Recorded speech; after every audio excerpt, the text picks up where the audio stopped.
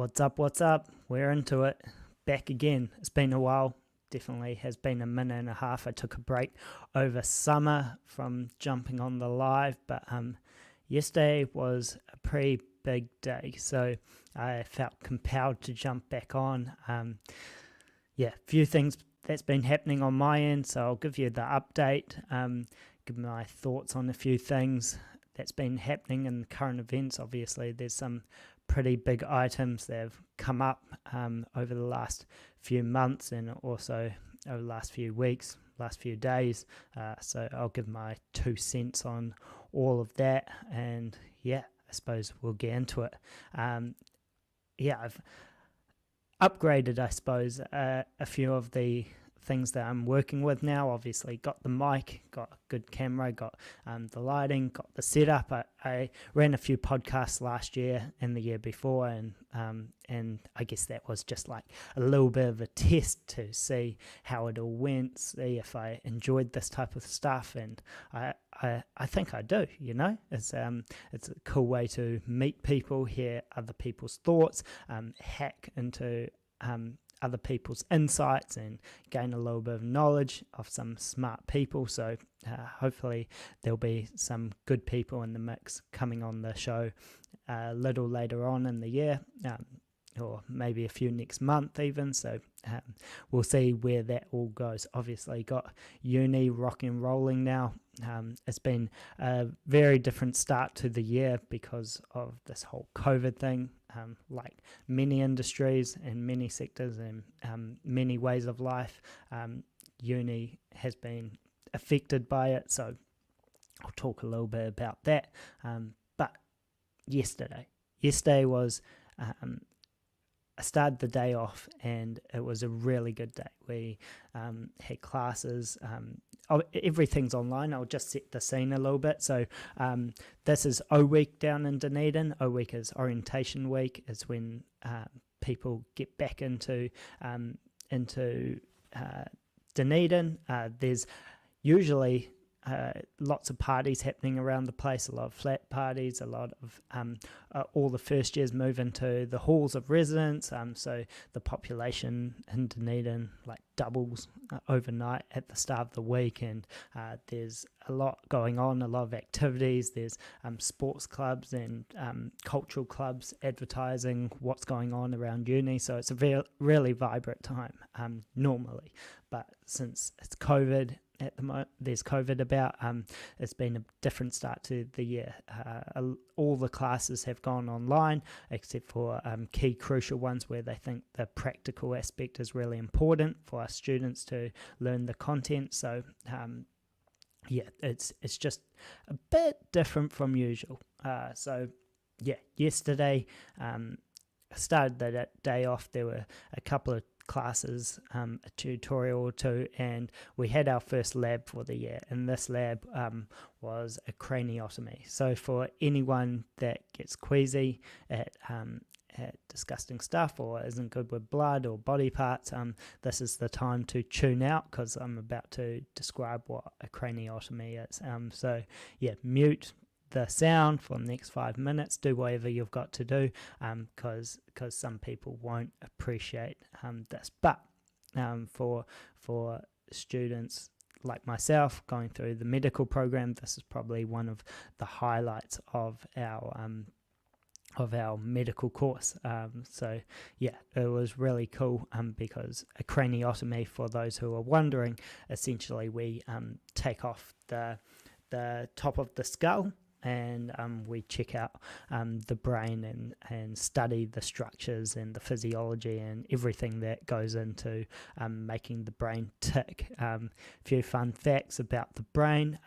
There's 100 billion neurons that make you, and it's a complex neural network of all these cells that are intertwined and communicating with each other through things called synapses, and it's all happening at once. So it's this integrated network that affects your personality, it affects your sensations, how you integrate all that information, how you act, how you behave, and then it affects all your autonomic nervous system. So that's all your bodily functions that you don't even notice are happening. So that's all like your heart beating, your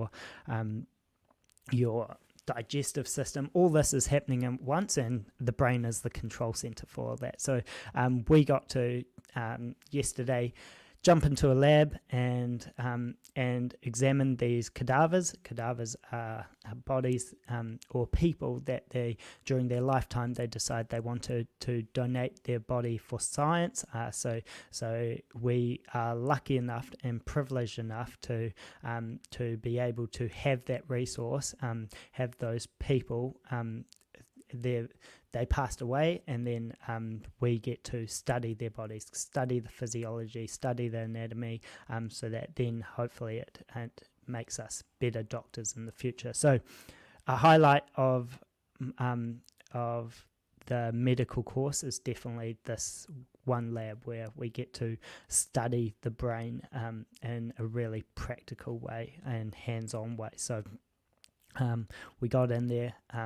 Time was actually shortened because they've got to clean the lab up due to COVID restrictions and get the next class in. So that was pretty amazing. It's a once in a lifetime. A lot of people, or many people, don't get to do it. It's a select few. So I was on a bit of a high yesterday, and came back home after this lab, and then I checked out the news, and the news had dropped that Russia had invaded Ukraine. And there's not too many things that I guess bring me down, or I'm quite an optimistic guy. For those of you that know me, I like to look on the bright side of life and think about if there's a situation, my mind automatically thinks of the positives, or if there's a challenge, I think of how to overcome it, or solutions to problems. There's always a bright side, there's always a way to look at a certain situation and think of it as positive. But when you see news that Russia has invaded Ukraine and there's bombs being dropped, artillery getting fired, there's not too much positive that can come with that. There's millions of people, not just in Ukraine or Russia, that get affected, but also globally. There's going to be economic sanctions, there's going to be families split up, there'll be different countries will respond in different ways around the situation. So it's pretty dramatic, this sort of thing, and it's honestly not something that I have witnessed in my lifetime. I have definitely heard about these sort of things happening in the past, in history, World War II, or the rest of it, World War One. I guess I've known about the concept, but it's very different when you see images and news reports and people interviewing different politicians around the world around this sort of thing. It's a big step that it's definitely hit me different this time than learning about it, say, on an academic level. This is reality. I know Russians. I know I've been in touch with people from Ukraine. So these are real life people, and seeing the images from those places are pretty daunting. I thought I'd just jump on because just share thoughts, share ideas. This unfortunately isn't the only thing happening globally that is pretty dramatic. There's the whole COVID situation that's been happening for a couple of years now. There's economic pressures on a lot of countries. Supply chains have been affected. The world's a mess at the moment. Not gonna lie, there's and these are very complex problems. There's no simple answers. Every country is taking a slightly different strategy. If it was simple, it'd be fixed, right? And everyone has a view on something at the moment. I've never seen, coming back to New Zealand, I've never seen New Zealand quite as divided as it is now.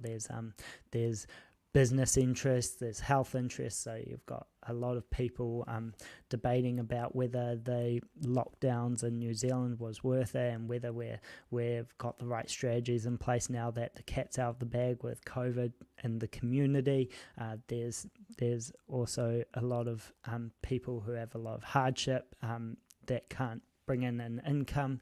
There's mandates, there's pro-vaccine versus anti-vaccine. There's a lot of issues that are coming to the surface at the moment.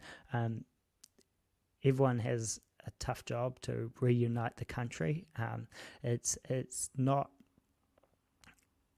Everyone needs to come together somehow, because this is affecting the culture of New Zealand. I've seen, I guess, when you take a macro view of it, you have your own little communities that you hang out with, and we tend to gravitate to people that think like us and speak like us and look like us. It's just a natural human thing to do. It's a primal intuition that we have since way back. It's a defense mechanism that is built into us through evolution, but we've got to overcome that. We've got to try and take in opinions from all sides, realize that we're all humans just trying to do the best we can, and we think because the way we do because that's how we're brought up, or that's the education we've had, that's the background we've had. So everyone's trying to do the best with what we've got, and I think the key with all of this is that we need to have this sense, everyone needs to have this belief that we will do better if we're united together, right? So that should be like the mission that we're all trying to aim for, even if we have different opinions on how to get there, because I think with that foundation we can have a little bit of respect for each other's opinions, and then work our way to the top from there.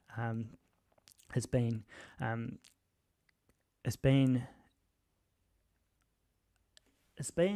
how do I word this? It's been not crazy to see the protest, because I think that the writing was on the wall for a while that we might reach that point. Now, I'm not saying I support what the protesters are saying, but I think a lot of people were challenged by the lockdowns, the mandates, everything that was going on, which meant that that these protests were bound to happen in some shape, form, or another. They were going to happen. So now that they're happening, it's important that there's some resolution that's reached. Now, I'm pro-vaccine. I think that there's we should get everyone vaccinated,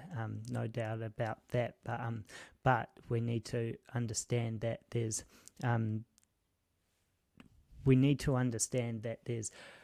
an aspect to this which people don't like, right? So we need to address that. We need to educate people around and just help them along to take in their point of view, and then hopefully reach a favourable outcome for everyone. Because there's a few people hurting out there. Now, I don't know whether that's the majority. Obviously, vaccination rates are pretty high, but there's a lot of disruption that's happening around the place. So that's my 2 cents on all of that. But again, it's super complex, right? There's just the health system is under a bunch of pressure at the moment, and it's bound to come under more pressure. There's already a spike on COVID cases, and that's going to continue for a little bit, and then there'll probably be a long tail to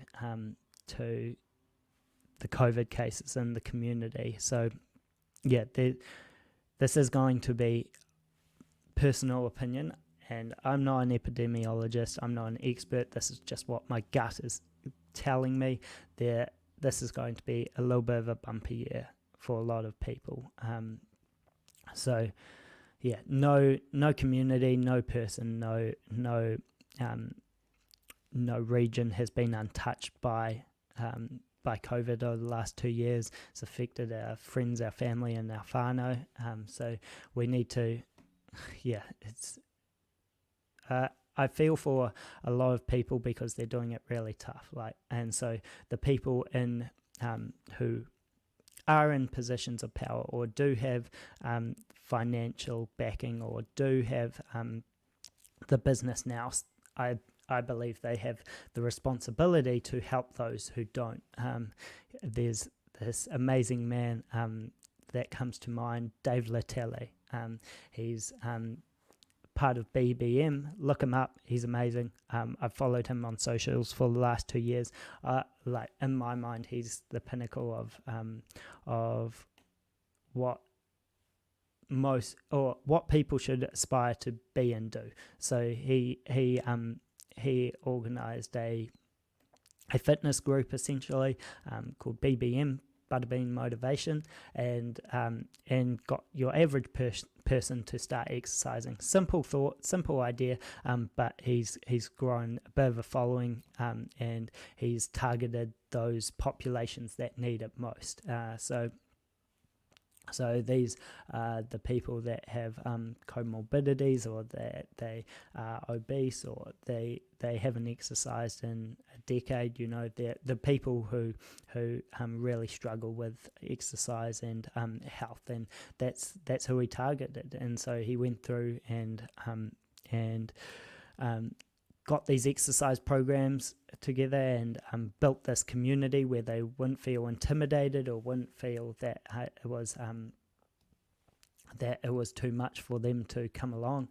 I believe that a lot of his sessions were free, if not all of them. I'm not too sure on the business side of things of his model. I've just been following his social media, but he got a very large following, and ever since the lockdowns he started a food bank, because a lot of these families in poorer communities, they couldn't afford to feed their dependents, their families, their children, their whānau. So he took it upon himself to work his magic, find a few connections in the business community to sponsor what he is doing, build up a food bank, and now he delivers heaps of food parcels and packages to these communities, which is amazing. That's the type of people we need in the community to stand up, step up, and push forward, and that's a win-win for everyone. So my hat goes off to him. He's pretty amazing, and he's the type of person we should all aspire to be. So it's tough times. We need to push forward. We need to band together, and we need to unite, because New Zealand is more divided than ever. Unfortunately to say, it doesn't. I don't have any joy in saying that. It's just how I feel from what I've been seeing over the last 24 months and how this thing has unrolled. I think in the first year of COVID, we did incredibly well, and we managed to keep the virus out of the country to a large extent. There were minor mistakes here and there, but on the whole we did it incredibly, and I think we were the gold standard globally, and my hat goes off to the government for putting that in place.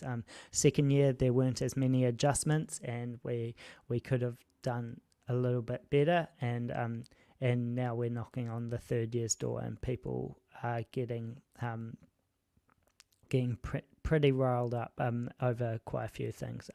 So yeah, it's tricky. I think there's a few people in the private sector that have good ideas that the government should listen to, and maybe they're taking that on board now that we're getting a few more COVID cases in the mix in the community. So hopefully we can stay ahead of this, but it's going to be a tough road for the next 6, 12, 18 months for a lot of people. So hope that you are doing as well as possible. Hope that if you are able to, you can support your community, support your family in the ways you can, and then there will be better times to come. You know, the good thing about challenges, the good thing about hard times is that good people tend to stand up. They tend to rise out of the shadows. They tend to come forward, and pretty amazing things can come out of these sort of situations. So yeah, it's a bit grim, this podcast. I felt I had to jump on because of what a crazy day it was yesterday. I went from having a massive high of learning about the brain and having an incredible lab to reading things in the news that just didn't sit well. So yeah, that's my thoughts for the day, my 2 cents. I'll jump on this more frequently because I can and because I want to, and hopefully get a few good people in the mix to share their thoughts and opinions and ideas, and then share the love, share the knowledge, and see what comes of it. But I hope you have a brilliant weekend. We'll catch you soon. Awesome. See you guys.